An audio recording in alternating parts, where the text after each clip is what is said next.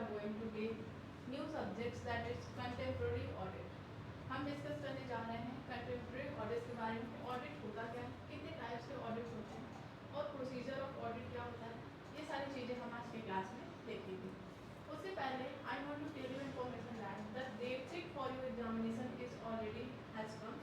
तो जो भी चाहते हैं कि एक स्ट्रक्चर वे में अपने सेमेस्टर एग्जामिनेशन की तैयारी करना और चाहते हैं मैक्सिमम मार्क्स गेट करना in your MCQs pattern of semester examination, so you can go and purchase your courses from EduUpdate app.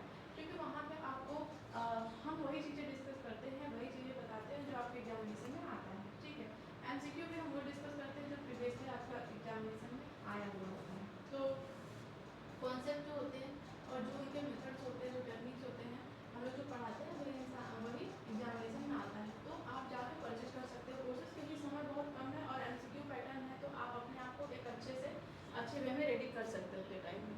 ठीक है, तो there are two ways to purchase your courses. Firstly, you can directly purchase your courses by visiting to the website, or another method is that you can go to the Play Store and from there you can download the EduUpdate app. After downloading that app, you can purchase your courses through that app. ठीक है, तो ये हमारे दो steps हैं। तो देर मत करिए, अभी जाके परचेज करिए कोर्सेज फ्रॉम EduUpdate app।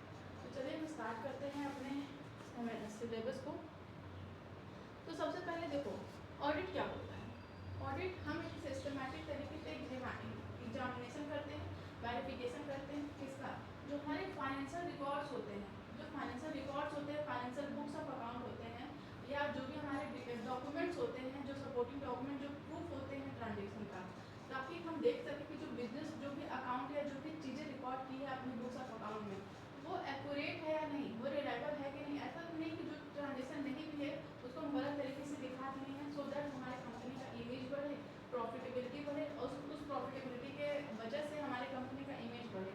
ठीक है, तो इस वजह से ऑडिटिंग किया जाता है। तो ऑडिटिंग क्या होता है, ये प्रोसेस होता है, या हम कह सकते हैं सिस्टमैटिक एग्जामिनेशन होता है। एंड हम उसके थ्रू क्या करते हैं, वेरीफाई करते हैं किसको, financial record of the company, like उनके अकाउंट्स हो गए, जो बैलेंस शीट हो गया, प्रॉफिट एंड लॉस अकाउंट हो गया, हमारे बैलेंस शीट हो गया। ठीक है, तो इन सब चीज़ों को हम क्या करते हैं, वेरीफाई करते हैं या हम उनको एग्जामाइन करते हैं, ताकि हम ये देख सकें कि वो एक्यूरेट है, एक्यूरेसी है या नहीं, या रिलायबल है या नहीं। ठीक है, अब जो ऑडिटिंग होता है वो किसके द्वारा कंडक्ट होता है। तो ऑडिटिंग जो भी किया जाता है वो इंडिपेंडेंट पर्सन द्वारा किया जाता है, जिनको कि हम बोलते हैं ऑडिटर। इंडिपेंडेंट पर्सन मतलब क्या होता है, इंडिपेंडेंट पर्सन मतलब क्या होता है यहाँ पे, अगर हम बात करें इंडिपेंडेंट पर्सन का,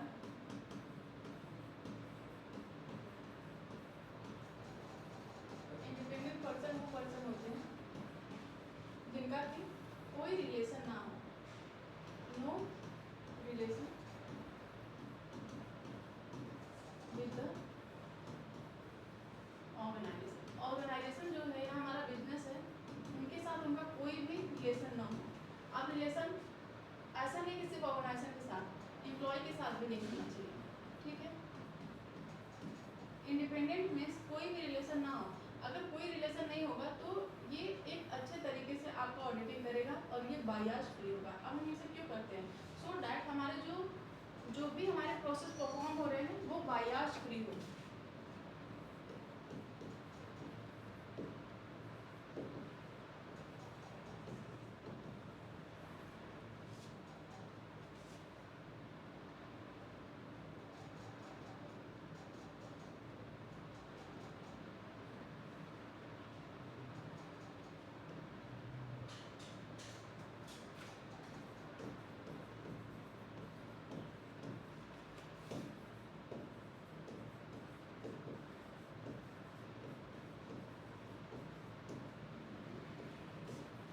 ठीक है,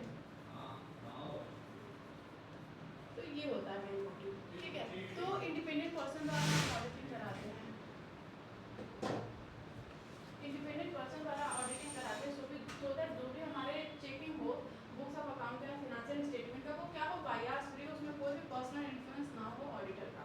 ठीक है, तो ये पर्सन होते हैं जिनका कोई भी रिलेशन ना हो एम्प्लॉय से, ऑर्गेनाइजेशन से, ना कोई रिलेटिव हो, ना कुछ। ठीक है, अगर हम सिंपली डिफाइन करें तो ऑडिटिंग क्या होता है, auditing means checking the records, financial record. Financial record में हमारे क्या आते हैं, अगर हम बात करें फिनेंशियल रिकॉर्ड, तो फिनेंशियल रिकॉर्ड में क्या आते हैं?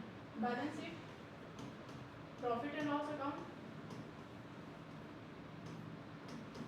Trading and pair account, trading account, ठीक है। जितने भी हमारे टाइप्स ऑफ हमारे रिकॉर्ड्स होते हैं फिनेंशियल रिकॉर्ड, उसको चेक करना ताकि ये इंश्योर हो सके कि वो इसमें जो भी इंफॉर्मेशन लिखा हुआ है वो करेक्ट है और वो जो भी रिकॉर्ड किया है वो अकाउंटिंग स्टैंडर्ड या अकाउंटिंग रूल के अकॉर्डिंग उसमें रिकॉर्ड किया हुआ है, उन सबको फॉलो करके रिकॉर्ड हुआ है, ठीक है। अब एग्जाम्पल देखो, कोई भी कंपनी है वो प्रिपेयर कर रही फाइनेंशियल स्टेटमेंट, ठीक है, तो वो ऑडिटर क्या करेगी? वेरीफाई करेगी कि whether that account are true and fair और नॉट, उसमें जो भी इंफॉर्मेशन है या जो प्रॉफिट और लॉस आया है वो ट्रू है, फेयर है या नहीं है। तो यही हमारा मेन मोटिव होता है क्या? ऑडिटिंग का, ठीक है।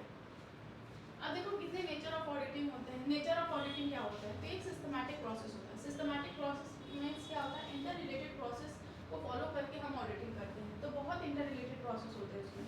तो auditing follow plan and organise procedure to examine the accounts, ठीक है। फिर इंडिपेंडेंट एग्जामिनेशन होता है। इंडिपेंडेंट बताया कि इंडिपेंडेंट प्रोसेस द्वारा किया जाता है, ठीक है। तो auditor must be independent from the organisation to provide unbiased opinion, वो अनबायस्ड ओपिनियन प्रोवाइड कर सके अपने अकाउंट्स के बारे में, इसलिए वो इंडिपेंडेंट होना चाहिए, उनका ऑर्गेनाइजेशन के साथ कोई भी रिलेशन नहीं होना चाहिए, ठीक है। फिर वेरिफिकेशन ऑफ अकाउंटिंग, यहाँ पे क्या होता है? जो ऑडिटिंग में क्या होता है, एक्यूरेसी हम चेक करते हैं या उनकी रिलायबिलिटी चेक करते हैं फिनेंशियल स्टेटमेंट, लाइक हमारे बैलेंस शीट हो गया, प्रॉफिट एंड लॉस अकाउंट हो सकता है। फिर हम क्या देखते हैं? ये एविडेंस के बेसिस पे होता है, हम ऐसे नहीं करते, हम एविडेंस देखते हैं। जो भी ट्रांजेक्शन अगर हमारे कोई भी अमाउंट रिकॉर्ड हुआ है तो उसका क्या एविडेंस है कि इतने अमाउंट का ही वो ट्रांजेक्शन हुआ है, तो एविडेंस के बेसिस पे हम चेक करते हैं। तो auditor collect evidence such and voucher होते हैं, इनवॉइस होते हैं, बिल्स होते हैं, डॉक्यूमेंट, उनके बेसिस पे हम एक्यूरेसी चेक करते हैं, ठीक है। फिर पोस्ट अकाउंटिंग एक्टिविटीज़ ही होता है, जो ऑडिटिंग किया रहता है जब accountancy books of account prepare हो जाता है, सारे रिजल्ट को शो कर देते हैं, तो उसके बाद हमारा अकाउंटिंग स्टार्ट होता है, ठीक है। तो यहाँ पे क्या होता है कि जो ऑडिटिंग होता है वो स्टार्ट होता है after accounting work is completed, इसीलिए इसको बोलते हैं पोस्ट अकाउंटिंग एक्टिविटीज, ठीक है। फिर उसके बाद होता है ऑब्जेक्टिव इवैल्यूएशन, जो होता है कि ऑडिटर क्या होता है? ऑब्जेक्टिवली एग्जामिन करता है फाइनेंशियल रिकॉर्ड को बिना किसी पर्सनल इन्फ्लुएंस या पर्सनल बायस के, ठीक है। फिर क्या होता है? कंसर्न विद फिनेंशियल स्टेटमेंट, जो हमारे ऑडिटिंग होते हैं वो किसका होते हैं? फिनेंशियल स्टेटमेंट का होता है बिजनेस के, तो इसीलिए वो किससे रिलेटेड है? वो चेक करते हैं फिनेंशियल स्टेटमेंट, तो इसीलिए फाइनेंशियल स्टेटमेंट से रिलेटेड होता है। फिर होता है ensure compliance with the law.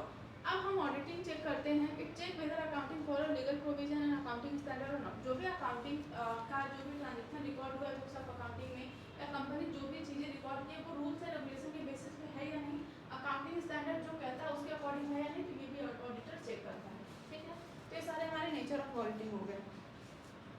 अब नेक्स्ट हमें देखना है कि ऑब्जेक्टिव क्या होते हैं। तो इंपॉर्टेंटली आपके एग्जामिनेशन में आता है ऑब्जेक्टिव क्या होते हैं ऑडिटिंग के। और सबसे पहले प्राइमरी ऑब्जेक्टिव होता है वो वेरीफाई करना चाहता है फाइनेंशियल स्टेटमेंट को, ताकि वो चेक करे कि जो फाइनेंशियल स्टेटमेंट है वो ट्रू और फेयर पिक्चर शो कर रहा है या नहीं। दूसरा होता है डिटेक्ट एरर्स एंड फ्रॉड, इसमें हम क्या करते हैं? मिस्टेक फाइंड आउट की ट्राई करते हैं कि कोई भी फ्रॉड तरीके से जो एक्टिविटीज़ नहीं शो की गई हैं, या कोई भी हम फ्रॉडलेंट एक्टिविटी तो नहीं दिखाया गया है, कोई एरर तो नहीं है अकाउंट में, तो ये चेक करता है ऑडिटिंग। फिर ensure accuracy of books of account, तो हम ये चेक करेंगे जो भी हमारे बुक्स ऑफ अकाउंट में चीज़ें मेंशन है वो एक्यूरेट है या नहीं, to confirm that accounting records are properly maintain ना। फिर क्या होता है? Check compliance with the law. अब यार ये इंश्योर करना, ऑडिटर ये इंश्योर करता है कि जो कंपनी है फॉलो कर रहा है लीगल रूल्स एंड रेगुलेशन जो लॉ द्वारा बनाया गया है या नहीं। फिर उसके बाद वेरीफाई एसेट्स एंड लायबिलिटी, जो भी assets and liability balance sheet में शो होगा उसका ट्रू फेयरली दिखाया गया है कि नहीं, अब उसका जो भी उसका ट्रू फेयर वैल्यू उसके अकॉर्डिंग दिखाया गया है कि नहीं, तो ये हमारे ऑब्जेक्टिव होते हैं। अब सेकेंडरी ऑब्जेक्टिव हम देख लेते हैं। तो ये सेकेंडरी ऑब्जेक्टिव होता है कि जो भी बुक्स एंड अकाउंट में हमारे कोई भी फ्रॉड या एरर है उनको हम प्रिवेंट करें और इम्प्रूव करें इंटरनल कंट्रोल सिस्टम को। जो ऑडिटिंग होता है वो क्या करता है? इवैल्यूएट करता है इफेक्टिवनेस ऑफ इंटरनल कंट्रोल, जो हमारा इंटरनल कंट्रोल है वो इफेक्टिवनेस तरीके से चल रहा है या नहीं। मैनेजमेंट को हेल्प करता है डिसीजन मेकिंग में, अगर रिलायबल फाइनेंशियल इन्फॉर्मेशन है तो वो मैनेजमेंट को एक करेक्ट डिसीजन मेकिंग में हेल्प करेगा। फिर increase the credibility of financial statement, वो देखता है कि जो भी हमारी इन्फॉर्मेशन मेंशन है फिनेंशियल स्टेटमेंट वो एक्यूरेट है या नहीं, वो ट्रूथ तरीके से शो हुआ है कि नहीं, सो दैट उसकी क्रेडिबिलिटी बढ़े। अब क्रेडिबिलिटी बढ़ता है बुक्स ऑफ अकाउंट का या फिनेंशियल स्टेटमेंट का, तो लोग उस बुक्स ऑफ अकाउंट या कंपनी पे ट्रस्ट करते हैं, ठीक है। तो क्रेडिबल होना चाहिए जिस पे लोग आँख बंद करके ट्रस्ट कर सकें।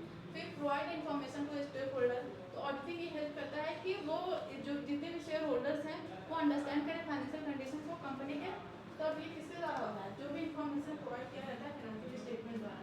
ठीक है, ये कुछ हमारे प्राइमरी ऑब्जेक्टिव एंड कुछ हमारे सेकेंडरी ऑब्जेक्टिव होते हैं इसके ऑडिटिंग के।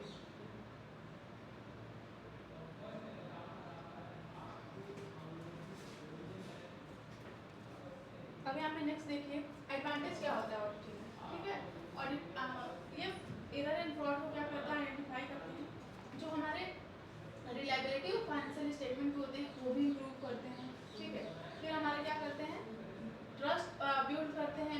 इन्वेस्टर्स हो गए, क्रेडिटर्स हो गए, उनके बीच में ट्रस्ट बनाना। ठीक है, क्यों, अगर जो हमारे कंपनी अगर true and fair picture show करेगी तो इससे क्या होगा, कंपनी जो हमारे इन्वेस्टर्स हैं, जो हमारे क्रेडिटर्स हैं, उनका बहुत ज़्यादा ट्रस्ट होगा कंपनी पे। ठीक है, फिर हमारा आता है मैनेजमेंट की एफिशिएंसी को इम्प्रूव करने में हेल्प करते हैं। हमारे बुक्स ऑफ अकाउंट लॉ को फॉलो कर रहे हैं या नहीं, कंपनी लॉ के अकॉर्डिंग चल रही है कि नहीं, लॉ को कंप्लायंस करने में भी हेल्प करता है। एक्यूरेट फाइनेंशियल इन्फॉर्मेशन प्रोवाइड करते हैं, जो बुक्स ऑफ अकाउंट का एक्यूरेट फाइनेंशियल इन्फॉर्मेशन प्रोवाइड करे ये इंश्योर करता है। इंटरनल कंट्रोल सिस्टम जो होता है उनको इम्प्रूव करने में हेल्प करते हैं और हेल्प करते हैं इन ऑब्टेनिंग लोन फ्रॉम बैंक। अगर हम एक्यूरेट तरीके से अपने फिनेंशियल इन्फॉर्मेशन को शो करते हैं तो उसकी वजह से जो हमारे क्या होंगे, जो हमारे लोन्स होंगे बैंक होंगे वो ज़्यादा उस पर ट्रस्ट करेंगे और ईजिली वो लोन प्रोवाइड कर देंगे कंपनी को। फिर प्रोटेक्ट करते हैं इंटरेस्ट ऑफ शेयर होल्डर्स के और इन्हेंस करते हैं रेपुटेशन ऑफ द बिजनेस के। तो ये सारे कुछ एडवांटेज हैं ऑडिटिंग के, इसको आप लोग देख लीजिएगा। देन हमारा नेक्स्ट आता है डिसएडवांटेज क्या होता है। डिसएडवांटेज जिनको कि हम लिमिटेशन बोलते हैं, तो कुछ हमारे डिसएडवांटेज लिमिटेशन भी होते हैं कि एक कॉस्टली प्रोसेस है। ऑडिटिंग हम करते हैं उनके लिए हमें एक इंडिपेंडेंट ऑडिटर अपॉइंट करना होता है, उनकी भी एक अलग फीस होती है, प्रोसीजर्स होते हैं। ठीक है, बहुत सारे प्रोसेस होते हैं, प्रोसीजर्स होते हैं, उनके लिए उनको इस तरीके से बहुत कॉस्टली प्रोसेस होता है और बहुत टाइम कंज्यूमिंग होता है। ठीक है, बहुत टाइम टेकिंग प्रोसेस है, ऐसा नहीं कि हम 1 घंटे 2 घंटे कर लेंगे। ऑडिटिंग ऐसे नहीं होता, ऑडिटिंग में बहुत सारा टाइम लगता है। देन बायस टेस्ट चेकिंग होता है, बेस्ड ऑन टेस्ट चेकिंग होता है। ऑडिटर चेक ओनली सैंपल, वो सिर्फ सैंपल चेक करते हैं। ठीक है, अब हो सकता है वो सैंपल आपको गलत भी प्रोवाइड किया गया हो, आप उससे चेक कर देंगे तो ये जरूरी थोड़ी है कि आप 100% एक्यूरेटली ही चेक कर रहे हैं। फिर हमारा आता है possibility of human error. Auditor एक ह्यूमन एरर होता है और ह्यूमन से तो एरर होने के चांसेस भी होते हैं। ठीक है, तो इसमें चांसेस है कि एरर हो सके। फिर डिपेंडेंस ऑफ इंफॉर्मेशन प्रोवाइडेड। अब ऑडिटिंग हम किसके बेसिस पे करते हैं, जो इन्फॉर्मेशन खुद ऑर्गेनाइजेशन द्वारा प्रोवाइड किया जा रहा है उसके बेसिस पे हम ऑडिटिंग करते हैं। तो 100% एक्यूरेसी यहाँ पे भी नहीं है।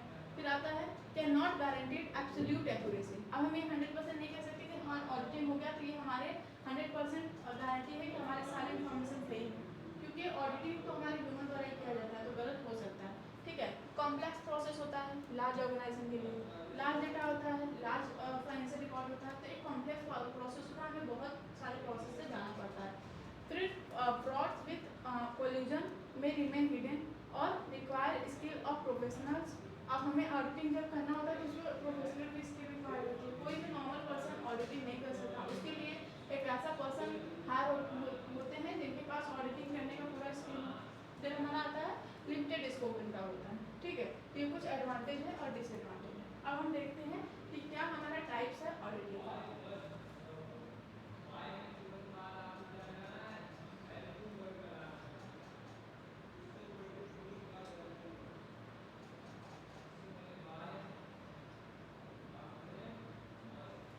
तो देखो जो ऑडिटिंग होता है उनको हम क्लासिफाई कर सकते हैं डिफरेंट बेसिस पे, लाइक हमारी लीगल रिक्वायरमेंट हो गए, बेस्ड ऑन ऑब्जेक्टिव या स्कोप ऑफ ऑडिटिंग या अथॉरिटी के बेसिस पे हम डिफरेंट टाइप्स क्या कह सकते हैं कि ऑडिटिंग का हो सकता है। तो सबसे पहला जो हमारा ऑडिट है, ऑडिट का जो टाइप्स है वो है एक्सटर्नल ऑडिट। तो एक्सटर्नल ऑडिट क्या होता है, जो कि कंडक्ट किया जाता है इंडिपेंडेंट ऑडिटर द्वारा। अभी हमने बताया ना कि इंडिपेंडेंट ऑडिटर कौन है। Independent auditors are the person who has no relation with the company's firms, employees या डायरेक्टर हम कह सकते हैं कि किसी भी मेंबर ऑफ द ऑर्गेनाइजेशन, जो भी कोई भी मेंबर ऑर्गेनाइजेशन है उनके साथ उस इंडिपेंडेंट ऑडिटर का कोई भी रिलेशन नहीं होगा, इन्हें हम कहते हैं इंडिपेंडेंट ऑडिटर। देखो external audit is an audit जो कि कंडक्ट किया जाता है by the independent auditor who is not an employ of an organisation. वो एम्प्लॉय का ऑर्गेनाइजेशन ना हो, ना ही उनके कोई गेस्ट और कलीग जो कोई भी नहीं होना चाहिए। यूजुअली कौन होते हैं, चार्टर्ड अकाउंटेंट होते हैं जो कि एक्सटर्नल ऑडिट को परफॉर्म करते हैं। ठीक है, अब नेक्स्ट देखो फीचर्स क्या है। एक्सटर्नल ऑडिट का, तो ये इंडिपेंडेंट प्रोफेशनल द्वारा क्या किया जाता है, कंडक्ट किया जाता है। तो एक्सटर्नल प्रोफेशनल कौन होते हैं, ये हो सकते हैं क्या, चार्टर्ड अकाउंटेंट। ठीक है, फिर क्या होता है, auditor is not connected with the company management, company के मैनेजमेंट हो गया, एम्प्लॉय हो गया,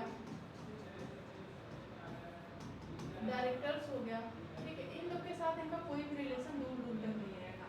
ठीक है, required for companies by law. ठीक है, ऑडिटर वेरीफाइज फाइनेंशियल स्टेटमेंट। अब जो इंडिपेंडेंट ऑडिटर होते हैं वो फाइनेंशियल स्टेटमेंट को वेरीफाई करते हैं और एक अपना इंडिपेंडेंट ओपिनियन देते हैं कि ये जो हमारे बुक्स ऑफ अकाउंट प्रिपेयर हुआ है ये रिलायबल है या नहीं।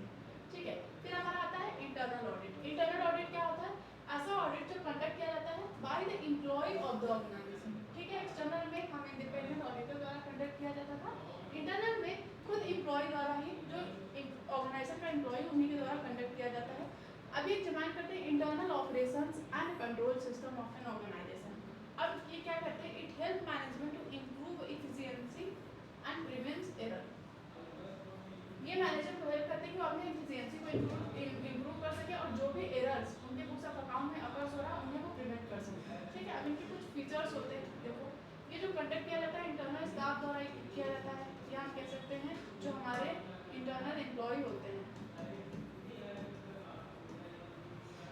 एम्प्लॉय हो सकते हैं या मैनेजर्स होते हैं हो सकते हैं, उनके द्वारा क्या किया जाता है, कंडक्ट किया जाता है। ये कॉन्टिन्यूअस प्रोसेस होते हैं और ये ऑपरेशन को इम्प्रूव करने पर फोकस करते हैं, डिसीजन मेकिंग में भी हेल्प करते हैं मैनेजर। ठीक है, फिर थर्ड हमारे जो टाइप्स होते हैं वो कौन से होते हैं, स्टैट्यूटरी ऑडिट। जो स्टैट्यूटरी ऑडिट होते हैं ये एक ऐसा ऑडिट होता है जो कंपलसरी होता है कि आपको कराना है। अब स्टैट्यूटरी ऑडिट किसके लिए कंपलसरी होता है, लॉ द्वारा ये कहा जाता है कि जो भी कंपनी है उनको लीगली रिक्वायर्ड है कि वो स्टैट्यूटरी ऑडिट कराएं, ताकि गवर्नमेंट को पता चले कि जो वो कंपनी है वो लॉ के अकॉर्डिंग चल रही है कि नहीं, लॉ के जितने रूल्स एंड रेगुलेशन बनाए हैं उनके अकॉर्डिंग चल रही है कि नहीं। तो स्टैट्यूटरी ऑडिट लॉ द्वारा कमिटेड होता है, उनको करना ही करना है। किसको करना है, जो कि कंपनी है, कंपनी को कराना है। ठीक है, अब इनके फीचर्स होते हैं जो मैंडेटरी है लॉ के अंदर, ये भी क्वालिफाइड ऑडिटर द्वारा किया जाता है। और ऑडिटर क्या करते हैं, यहाँ पे रिपोर्ट शेयर होल्डर्स को सबमिट करते हैं और ये लीगल कंप्लायंस को देखते हैं कि whether that company is following all the rules and regulation जो कि बनाया गया है अंडर कंपनीज एक्ट और नॉट। ठीक है, तो ये सारे हमारे स्टैट्यूटरी ऑडिट्स होते हैं। नेक्स्ट देखो कॉस्ट ऑडिट। कॉस्ट ऑडिट जैसे कि हम नाम से ही देख रहे हैं कि कॉस्ट ऑडिट एक ऐसा ऑडिट होता है जो एग्जामिन करता है cost record and cost account of a company. ठीक है, जो हमारे कॉस्ट अकाउंट होते हैं या कॉस्ट रिकॉर्ड होते हैं जो कि प्रोडक्शन में हमारे रिकॉर्ड होते हैं, उनको जब चेक करते हैं, उनको जब वेरीफाई करते हैं तो इन्हें हम कॉस्ट ऑडिट कहते हैं। अब ये चेक करते हैं कि whether the cost accounting records are accurate and efficient और नॉट।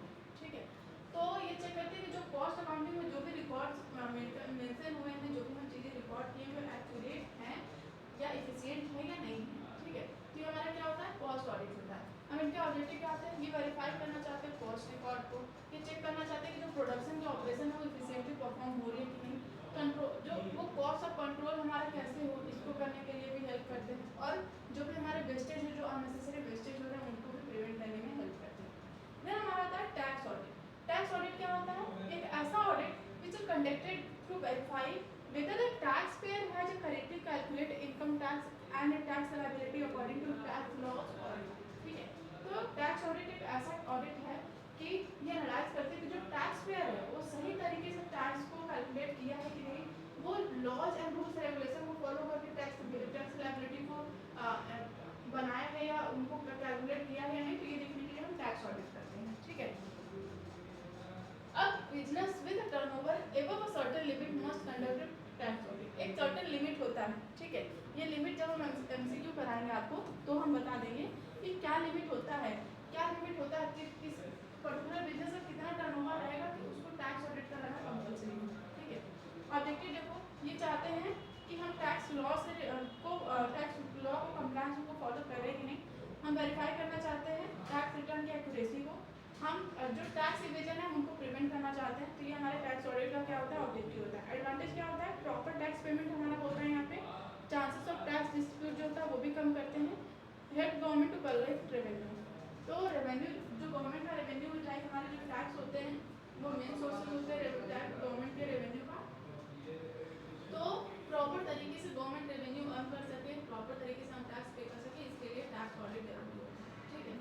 अब नेक्स्ट देखो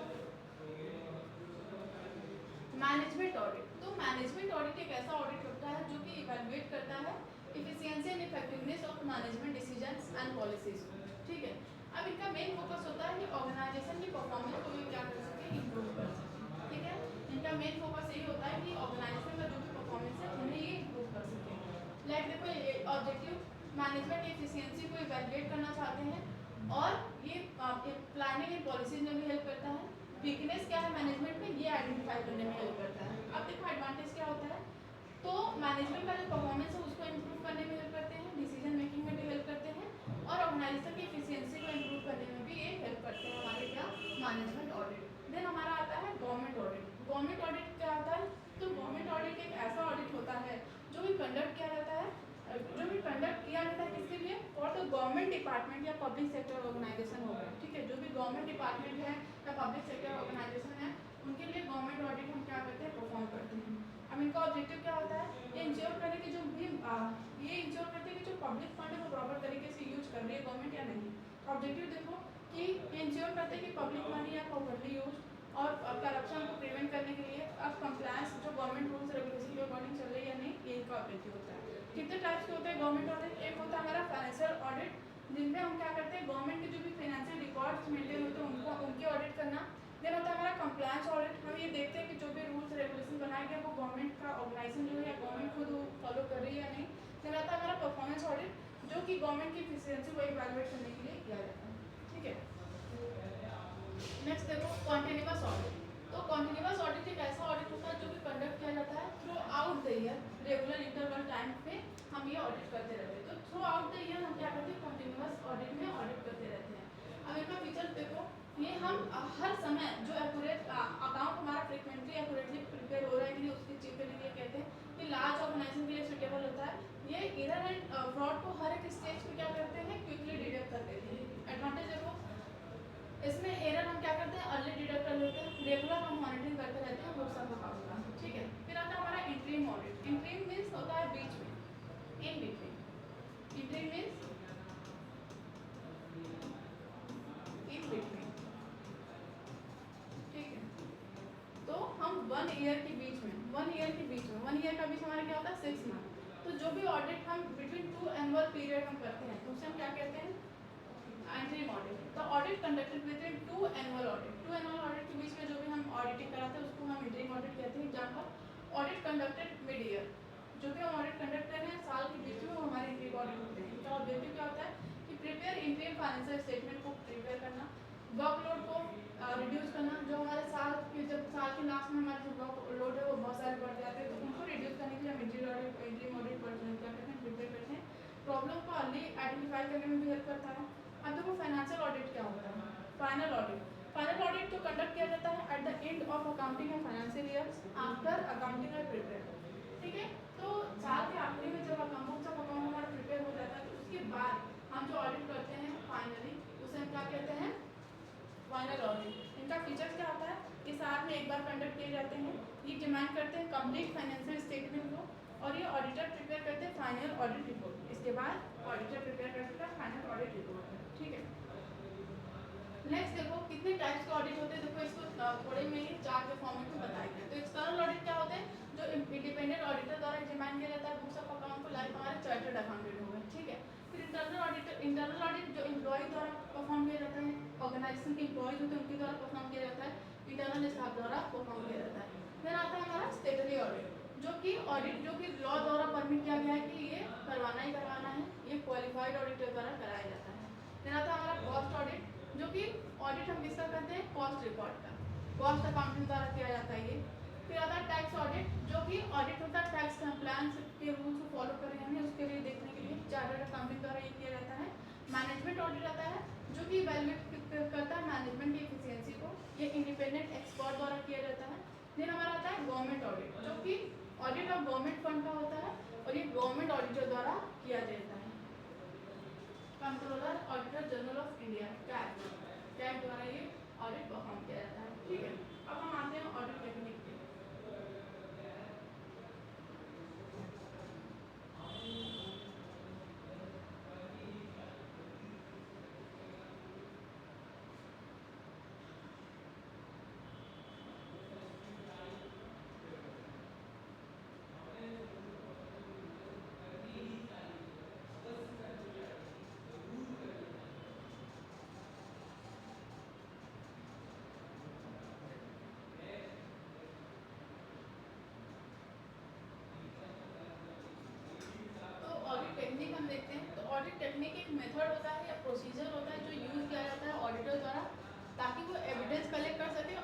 वेरीफाई कर सके फिनेंशियल रिकॉर्ड को। और ये एक ऐसा टेक्निक्स होता है जो हेल्प करता है ऑडिटर को कि चेक करने में कि जो अकाउंटिंग है वो करेक्ट एंड रिलायबल हमारे इन्फॉर्मेशन शो करते हैं या नहीं करते। ठीक है, इनका मेन ऑडिटिंग टेक्निक्स क्या होता है? देखो ऑडिटिंग टेक्निक्स हमें जान गया कि क्या मेथड और क्या प्रोसीजर को हम अप्लाई कर रहे हैं ताकि हम चेक कर सके जो बुक्स ऑफ अकाउंट की रिलायबिलिटी और उनमें एक्यूरेसी को। तो क्या क्या टेक्निक्स अब क्वेश्चन आते हैं, क्या क्या टेक्निक्स हम यूज कर सकते हैं? सबसे पहले हमारा टेक्निक जो होता है वो इंस्पेक्शन होता है। इंस्पेक्शन में हम क्या करते हैं, जो हमारे डॉक्यूमेंट रहते हैं या जो रिकॉर्ड होते हैं उनको केयरफुली हम डिफाइन करके और वेरीफाई करके देखते हैं कि हमारे जो भी रिकॉर्ड है वो सही तरीके से मेंशन किए गए हैं या नहीं किए गए हैं। ठीक है, तो देखो यहाँ पे अब दूसरा हमारा जो टेक्निक्स आता है वो होता है ऑब्जर्वेशन। ऑब्जर्वेशन में यहाँ पे क्या होता है कि ऑब्जर्वेशन मीन्स वॉचिंग प्रोसेस या procedure perform by an employ. ठीक है, तो ये वॉचिंग प्रोसेस होता है जब कोई वर्क चल रहा होता है तो हम उसको ऑब्जर्व करके देखते हैं कि सही तरीके से सही प्रोसीजर को फॉलो करके ये चीज़ें हो रहा है या नहीं। लाइक एग्जांपल देखो, यहाँ ऑडिटर खुद ऑब्जर्व करेगा stock counting in the warehouse. जब स्टॉक काउंटिंग हो रहा है तो ऑडिटर खुद जाकर यहाँ ऑब्जर्व करेगा कि हाँ स्टॉक सही तरीके से काउंटिंग उसका हो रहा है कि नहीं। अब पर्पज इनका ये होता है कि ये इंश्योर कर सके कि जो प्रोसीजर होता है वो प्रॉपरली फॉलो किया जा रहा है या नहीं। देन हमारा था थर्ड इंक्वायरी। यहाँ पे इंक्वायरी में क्या होता है कि ऑडिटर खुद क्वेश्चन आस्क करता है, क्वेश्चन पूछता है कहाँ से, मैनेजमेंट या जो ऑर्गेनाइजेशन एम्प्लॉय होते हैं उनसे, ताकि वो रेलिवेंट इंफॉर्मेशन क्या कर सके, निकाल कर सके या गेन कर सके।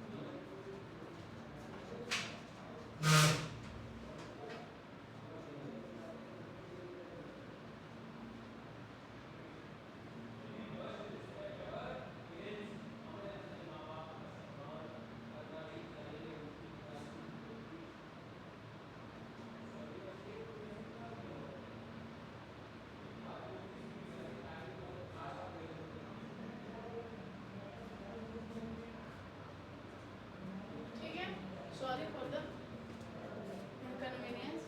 देन आता है हमारा क्या, इंक्वायरी। इंक्वायरी में यहाँ पे खुद क्वेश्चन पूछता है जो मैनेजमेंट रहता है ताकि वो एम्प्लॉय या मैनेजमेंट से क्वेश्चन पूछते हैं ताकि वो रेलेवेंट इन्फॉर्मेशन क्या करे, एक्वायर कर सके। ठीक है, उसकी लाइक एग्जांपल देखो, ऑडिटर जो होता है वो क्वेश्चन पूछ सकता है cashier say about the cash handling procedure के बारे में। पर्पज क्या होता है इनका, मेन पर्पज यही होता है कि बिजनेस के ऑपरेशन को समझना और इंटरनल कंट्रोल को चेक करना। ठीक है, अब चौथा होता है कंफर्मेशन। यहाँ पे कंफर्मेशन मीन्स क्या होता है, obtaining verification from external party. जो भी हमारे एक्सटर्नल पार्टीज होते हैं ऑर्गेनाइजेशन तो उनसे कंफर्मेशन लेना कि हाँ जो भी चीज़ें वो सही है कि नहीं। ठीक है, एग्जांपल देखो, बैंक बैलेंस कंफर्मेशन होता है, डेटर से कंफर्मेशन ले सकते हैं, क्रेडिटर से कंफर्मेशन ले सकते हैं। और इनका मेन पर्पज यही होता है कि इंश्योर करें कि एक्यूरेसी में जो भी रिकॉर्ड या बैलेंस शो किया गया है वो एक्यूरेटली हमारा शो किया गया है या नहीं। ठीक है, फिर हमारा नेक्स्ट आता है रिकैलकुलेशन। तो जो भी हमारे अमाउंट होते हैं या जो भी हमारे मैथमेटिकल एक्यूरेसी को चेक करने के लिए हर चीज़ों को रिकैलकुलेट करके देखते हैं जो ऑडिटर्स होते हैं। लाइक एग्जांपल देखो, चेकिंग टोटल इन लेजर अकाउंट और फाइनेंशियल स्टेटमेंट में जो भी हमारे टोटल है उनको हम चेक करते हैं कि सही तरीके से किया गया है नहीं। पर्पज यहाँ पे कैलकुलेशन एरर को डिटेक्ट करने के लिए किया जाता है। फिर आता है हमारा एनालिटिकल प्रोसीजर। एनालिटिकल प्रोसीजर में हम क्या करते हैं, कंपेयर करते हैं फाइनेंशियल डेटा और रेशियोज को। हम प्रीवियस ईयर से या जो भी हमारे बुक्स ऑफ अकाउंट है उनको ऑडिटर क्या करता है, कंपेयर करते हैं रेशियोज और फाइनेंशियल डेटा को। एग्जांपल देखो, comparing current year sales with the previous year sales. Current year sales को हम प्रीवियस ईयर सेल्स से क्या करते हैं, कंपेयर करते हैं। और इनका पर्पस सिर्फ ये होता है कि यूजुअली जो ट्रेंड है या इरेगुलरिटीज है उनको आइडेंटिफाई कर सकना। देन हमारा आता है वाउचिंग, बहुत इंपॉर्टेंट है, यहाँ से क्वेश्चन आते हैं। वाउचिंग का क्या मतलब होता है, यहाँ पे हम वाउचर को चेक करते हैं और डॉक्यूमेंट्स को चेक करते हैं ताकि हम ट्रांजेक्शन को वेरीफाई कर सकें। ठीक है, अब एग्जांपल देखो, checking of purchase entries with the purchase invoice. जो परचेज इनवॉइस होते हैं उनसे हम चेक करते हैं कि हमारा जो परचेज का एंट्री हुआ है विद अमाउंट वो सही है या नहीं। पर्पज इनका मेन यही होता है कि वो कंफर्म कर सके कि जो भी ट्रांजेक्शन वो रिकॉर्ड हुआ है वो जेन्युइन है या प्रॉपर्ली रिकॉर्डेड है या नहीं। ठीक है, देन हमारा आता है वेरिफिकेशन। यहाँ से भी क्वेश्चंस आते हैं। तो वेरिफिकेशन में क्या होता है, verification means confirming the existence and ownership of assets and liabilities. देखो, एक होता है वाउचिंग जिनको कि हम क्या करते हैं, जो भी हमारे डॉक्यूमेंट रहते हैं, एविडेंस रहते हैं, उनसे हम क्या करते हैं, जो भी ट्रांजेक्शन है उनको मैच करके हम देखते हैं सही तरीके से रिकॉर्ड हुआ है या नहीं। दूसरा आता है वेरिफिकेशन। वेरिफिकेशन में एसेट्स एंड लायबिलिटी के ओनरशिप या उनके ओनरशिप या एग्जिस्टेंस का हम क्या करते हैं, वेरीफाई करते हैं। एग्जांपल देखो, checking of physical existence of a machinery और स्टॉक कि वेदर कोई ओनर के नाम पे है या नहीं, किसके नाम पे है और वो कंपनी का है या नहीं है। ठीक है, इनका पर्पस भी यही होता है कि जो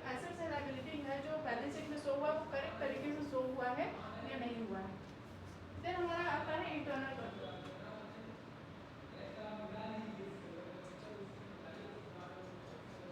अब हमारा इंटरनल कंट्रोल क्या होता है? इंटरनल कंट्रोल होता है एक system of policies, procedures and the rules established by an organization to safeguard the assets and ensure accuracy of financial record. Internal control खुद हमारे ऑर्गेनाइजेशन द्वारा प्रिपेयर किया जाता है ताकि वो चेक कर सके कि जो भी हमारे बुक्स ऑफ अकाउंट रिकॉर्ड हो रहे हैं, जो भी हमारे सिस्टम्स है, जो भी हमारे मैनेजमेंट को सही तरीके से चल रहा है या नहीं चल रहा है। ठीक है, तो इंटरनल कंट्रोल सिस्टम ये खुद ऑर्गेनाइजेशन द्वारा प्रिपेयर किया जाता है। अब ये हेल्प करते हैं फ्रॉड को प्रिवेंट करने में, एरर्स को प्रिवेंट करने में, और जो मिसयूज है उनको, रिसोर्सेज जो है उनका मिसयूज करने में ना हो सके उनको प्रिवेंट करने में हेल्प करता है। ठीक है, ऑब्जेक्टिव क्या होता है इंटरनल कंट्रोल का? वो सेफगार्ड कर सके बिजनेस के एसेट्स एंड लायबिलिटी को, और एरर एंड फ्रॉड को क्या कर सके? प्रिवेंट कर सके। जो अकाउंटिंग रिकॉर्ड्स हैं उनके में एक्यूरेसी ला सके, ऑपरेशनल इफिशियंसी को इम्प्रूव कर सके, जो हमारे पॉलिसीज है उनको फॉलो कर सके, और मेंटेन कर सके जो फाइनेंशियल रिपोर्टिंग होती है उनको। अब इनके कुछ एलिमेंट्स होते हैं हमारे इंटरनल कंट्रोल के। तो देखो, सबसे पहले हम क्या करते हैं? सेग्रीगेट करते हैं ड्यूटीज को। यहाँ पे जो डिफरेंट पीपल है तो डिफरेंट टास्क को क्या करते हैं? परफॉर्म करते हैं। जो भी हमारी ड्यूटीज होती है उनको डिफरेंट एम्प्लॉय को उनके स्किल के अकॉर्डिंग हम क्या करते हैं? डिस्ट्रीब्यूट कर देते हैं। फिर दूसरा होता है ऑथराइजेशन ऑफ ट्रांजेक्शन। इसमें हम क्या करते हैं? ट्रांजेक्शन को अप्रूव करते हैं, ऑथराइज पर्सन को हम देते हैं। ठीक है, ट्रांजेक्शन टास्क तो देते हैं, उसके बाद उनको अथॉरिटी भी देते हैं कि उस टास्क को कर सके। देन हमारा क्या होता है? Proper documentation. अब हम देखते हैं कि जो सारे ट्रांजेक्शन है उसका एक सपोर्टिंग डॉक्यूमेंट होना चाहिए ताकि हम उससे उनको मैच करके देख सकें, उनकी एक्यूरेसी को चेक कर सकें। देन आता है हमारा physical control of assets and assets. ठीक है, यहाँ तो एसेट्स क्या होता है? यहाँ पे एसेट्स को क्या किया जाता है? Assets should be protected from a theft, ताकि हम ये चेक कर सकें कि जो हमारे एसेट्स हैं वो प्रॉपर तरीके से प्रोटेक्ट हो और इसमें कोई भी थेफ्ट की चांसेस ना हो। देन आता है हमारा इंडिपेंडेंट चेकिंग। यहाँ पे जो वर्क है वो इंडिपेंडेंटली चेक किया जाता है अनदर एम्प्लॉय द्वारा। ठीक है, जिसका भी कोई भी ऑर्गेनाइजेशन का कंट्रोल उनके ऊपर ना हो उनके द्वारा। ये हमारे कुछ एलिमेंट होते हैं इंटरनल कंट्रोल का। फिर आता है हमारा एडवांटेज क्या होता है इंटरनल कंट्रोल का। तो अगर हम इंटरनल कंट्रोल परफॉर्म करते हैं तो ये चांसेस ऑफ जो फ्रॉड है उनको रिड्यूस करेंगे, एक्यूरेट रिकॉर्ड हमारे मेंटेन होंगे, और बिजनेस का एसेट जो उनको प्रोटेक्ट करने में हेल्प करेंगे, और इफिशियंसी जो होता है पूरा मैनेजमेंट या प्रोसेस का वो भी इम्प्रूव करने में हेल्प करता है। देन ऑडिटर जो कंडक्ट करता है ऑडिट इजीली कंडक्ट कर सकते हैं। कुछ लिमिटेशन भी होते हैं, ये कॉस्टली होते हैं मेंटेन करना, ह्यूमन से होता है, ह्यूमन एरर का भी चांसेस होता है अगर होने का। और यहाँ पे कुछ एम्प्लॉयज जो होते हैं वो अपने आप में लड़ भिड़ जाते हैं और मैनेजमेंट का ओवरराइड भी अगर हो सकता है। इंटरनल कंट्रोल हो गया। अब आता है इंटरनल चेक। इंटरनल चेक क्या होता है? इंटरनल चेक एक सिस्टमैटिक होता है, सिस्टम होता है जहाँ पे वर्क होता है, जो एक एम्प्लॉय का वर्क होता है वो दूसरे एम्प्लॉय द्वारा ऑटोमेटिकली चेक किया जाता है, ताकि वो देख सके कि जो भी हमारे वर्क है वो अच्छे तरीके से परफॉर्म हो रहे हैं कि नहीं। तो इंटरनल चेक में जो एक एम्प्लॉय का वर्क होता है वो ऑटोमेटिकली दूसरे एम्प्लॉय द्वारा चेक किया जाता है। ठीक है, अब ये इंश्योर करता है कि नो सिंगल एम्प्लॉय, ये ensure that no single employs handle the entire transaction process. एक ऐसा नहीं कि सिंगल एम्प्लॉय इंटायर प्रोसेस को अकेले ही कर रहा है, तो ये चेक किया जाता है दूसरे एम्प्लॉय द्वारा। अब इनका एग्जांपल देखो, इन कैश ट्रांजैक्शन एक पर्सन रिसीव कर रहा है केस, दूसरा पर्सन रिकॉर्ड कर रहा है ट्रांजैक्शन को, और यहाँ पे कर रहा है जो अनदर पर्सन है वो कैश को डिपॉजिट कर रहा है। अब ये पॉसिबिलिटी ऑफ जो फ्रॉड है उनको रिड्यूस करने में हेल्प करता है। ऑब्जेक्टिव क्या होता है इंटरनल चेक का? कि फ्रॉड को प्रिवेंट कर सके, एरर को जो चांसेस ऑफ एरर है वो भी रिड्यूस हो सके, अकाउंटिंग की एक्यूरेसी को इम्प्रूव कर सके, प्रॉपर डिवीजन हो वर्क का ये भी इंश्योर करते हैं, और इफिशियंसी भी इम्प्रूव हो सके। देन हमारा क्या होता है एडवांटेज? देखो, डिडक्ट जो फ्रॉड होता है, जो एरर होता है वो क्विकली डिडक्ट करने में हेल्प करता है, और फ्रॉड को मिनिमाइज करने में भी हेल्प करते हैं, और ये सिस्टमैटिक तरीके से वर्क को परफॉर्म करते हैं, ऑडिटर के टाइम को भी सेव करते हैं। अब लिमिटेशन क्या होता है? प्रॉपर प्लानिंग इसके लिए रिक्वायर्ड होता है, जो टाइम कंज्यूमिंग होता है। स्मॉल बिजनेस जो होते हैं वो अफोर्ड नहीं कर सकते क्योंकि कॉस्टली होता है, और यहाँ पे कॉलिजन में स्टिल अकर्स, तो कुछ मतलब डिस्प्यूट के भी चांसेस हो जाते हैं। नेक्स्ट देखो, ऑडिट प्रोग्राम क्या होता है? तो ऑडिट प्रोग्राम मीन्स एक रिटन प्रोग्राम होता है, या हम कह सकते हैं प्रोसेस होता है कि किस प्रोसेस या किस प्रोग्राम को फॉलो करके हम ये प्रोसीजर्स होता है जो ऑडिटर फॉलो करता है ऑडिट को कंडक्ट करने के लिए। तो ऑडिट प्रोग्राम क्या होता है? एक रिटन प्लान जो कि क्या इंक्लूड करता है? डिटेल वेरीफाई करता है, डिटेल स्टेप बताता है या प्रोसीजर बताता है कि जो ऑडिटर है वो किस स्टेप्स को फॉलो करेगा ड्यूरिंग जब वो ऑडिट कर रहा है। ठीक है, ये क्या करता है? ये गाइडेंस प्रोवाइड करता है ऑडिट वर्क को कंप्लीट करने के लिए, ऑडिटर को। तो ऑब्जेक्टिव क्या होता है ऑडिट प्रोग्राम को, जो भी हमारी प्रॉपर प्लानिंग है ऑडिट वर्क का वो हो जाए, प्रॉपर प्लानिंग तरीके से हम डिसाइड कर लेंगे तो उसी तरीके से हम चलेंगे। फिर हमारा क्या होता है वर्क को, जो ऑडिट स्टाफ होते हैं उनको हम डिवाइड कर सके और सिस्टमैटिक तरीके से हमारे ऑडिट कंप्लीट हो सके, इसलिए हम क्या करते हैं ऑडिट प्रोग्राम बनाते हैं।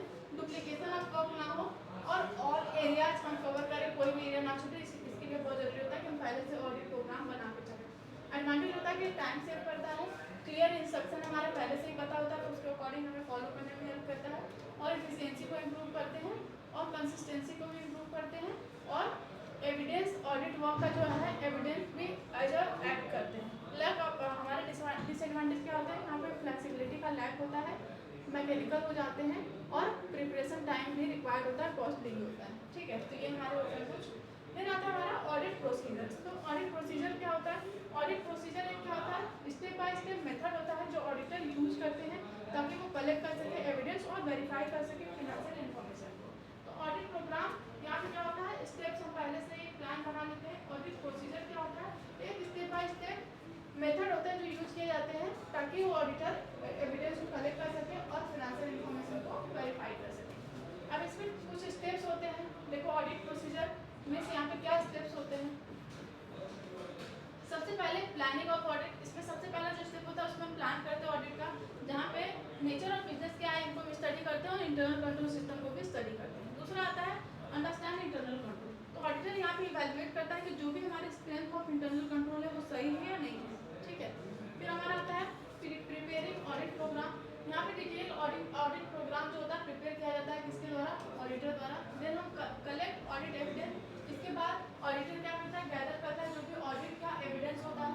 देन वेरीफाई एंड वाउचिंग होता है, वेरिफिकेशन एसेट्स एंड लायबिलिटी होता है। वाउचिंग में क्या होता है ट्रांजैक्शन से वेरीफाई करते हैं, तो ऑडिटर यहाँ पे ट्रांजैक्शन को और एसेट्स एंड लायबिलिटी को क्या करते हैं वेरीफाई करते हैं। देन उसके बाद क्या करते हैं प्रिपरेशन ऑफ ऑडिट रिपोर्ट। यहाँ पे ऑडिटर फाइनल ओपिनियन देते हैं कि फाइनेंशियल स्टेटमेंट हमारा सही है या गलत है। ठीक है, तो ये सारे हमारे होते हैं, इसको देख लेना। देन आता है हमारा रूटीन चेकिंग। रूटीन चेकिंग क्या होता है,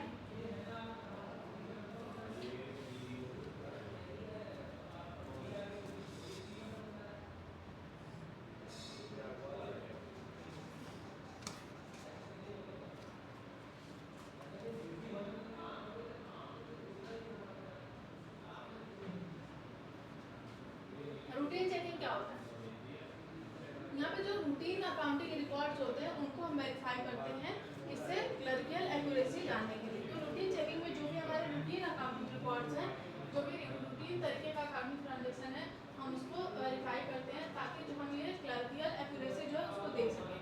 ये मेनली फोकस होता है arithmetical accuracy of accounting entries.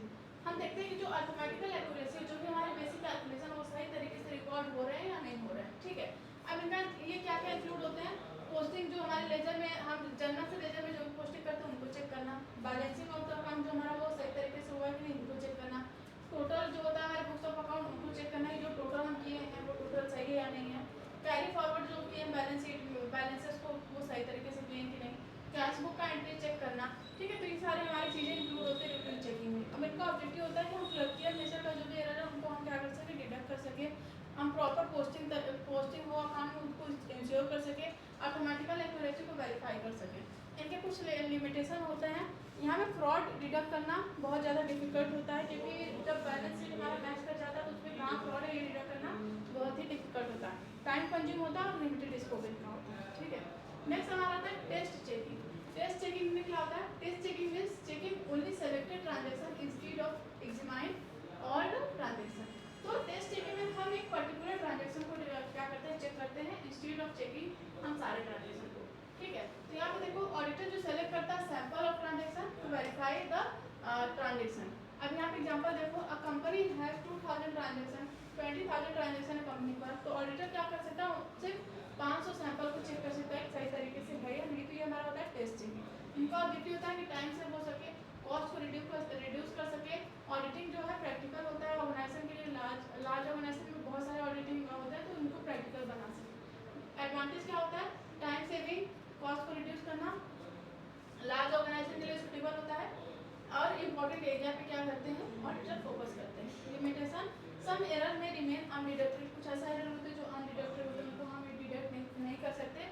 Then depend on auditor judgement, फिर सूटेबल नहीं, स्मॉल जो ऑर्गेनाइजेशन होता है उनके लिए सूटेबल नहीं होता है। ठीक है, तो ये हमारे सारे थे ऑडिटिंग का फर्स्ट यूनिट जिसका